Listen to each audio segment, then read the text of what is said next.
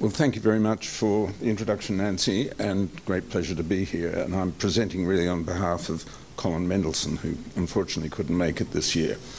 So this is about switch-to-vaping campaigns that we've run in Australia on behalf of the Australian Tobacco Harm Reduction Association, and association also with Australian vapers. Next slide. Oh, I can do that. So the Australian Tobacco Harm Reduction Association is a registered health promotion charity. We try to raise awareness about tobacco harm reduction, educate smokers and health professionals. We're advocates in a very hostile field, unfortunately. We've got 4 medical directors on the board and also a vapor, usually. Not at the moment. We're funded by public donations, very little money, unfortunately, and we did receive donations from the vaping industry until the 1st of March this year, and we've got an excellent website which Colin is responsible for. In Australia, 15.2% of adults smoke daily, and that's the most recent figure available. And there's been no significant decline in smoking since 2013. And this is despite a very aggressive tobacco control policy. We've, I think, the first country in the world to introduce plain packaging. We've got the highest cigarette prices in the world, with 8 increases since 2010. And tobacco control policies generally are on steroids, multiplied by amphetamines. And we've got 19,000 smoking-related deaths per year in a population of 25 million. Here are the figures on adult smoking rates in Australia, and as you can see, there's been no significant decrease in these 2 well-regarded surveys. These are 3-year intervals, and 16.4% in 2013 into 15.6% in 2016, and in a different survey, 15.9% in 2015 to 15.2% in 2018. No significant decline for 6 years. Australia is the only Western democracy which bans the sale and use of nicotine liquid, a country that once had a well-regarded drug harm reduction commitment. It's an offence to possess or use nicotine without a prescription, apart from nicotine replacement therapy. And it's legal to use nicotine liquid if it's been prescribed by a doctor, but unfortunately the doctors are unwilling or afraid to prescribe. So vaping products are generally regulated as tobacco products. The penalties for breaching these laws are quite strict, and in some parts of the country, a fine of up to $45,000, and in another part of the country, a prison sentence of up to 2 years. Only 1.2% of the adult population are estimated to vape cigarettes, and this is up from 0.5% in 2016. Very hostile reception to opposition to vaping in Australia, and here you can see some of the organisations that are opposed to vaping in Australia. We have 9 governments, and all 9 governments are opposed to vaping.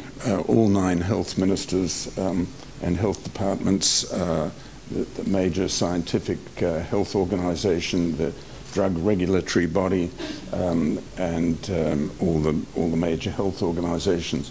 However, the Royal Australian New Zealand College of Psychiatrists has recently come out in support of vaping, and the Drug and Alcohol Nurses Association, good on them, have also publicly supported, and there are a couple of others that might jump ship and join us in a year or 2. So we've run some campaigns with very little money, but significant impact.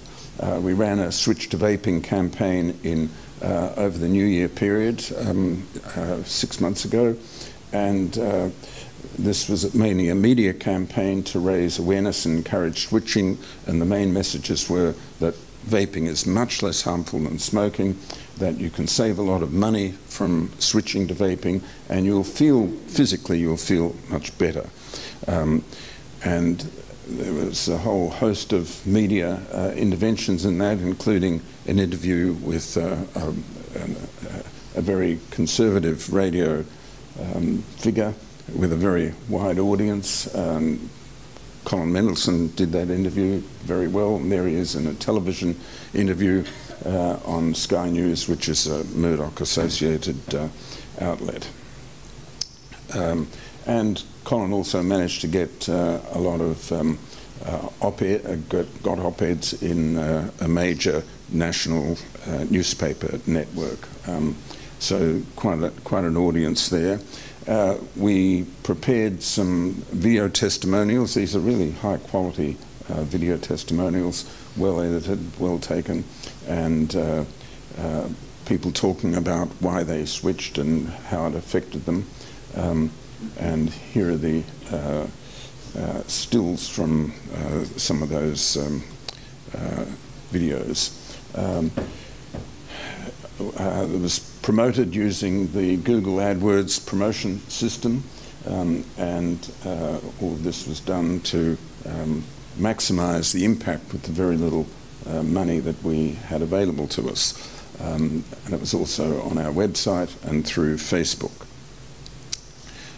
Funding is really a problem for us. As I've mentioned, we face very strict legal guidelines which limits what we can do, and we still have a lot of media hostility, but not quite as much as we used to face even a few years ago. The evaluation showed that we got 26 free editorial stories reaching an audience of 500,000 people.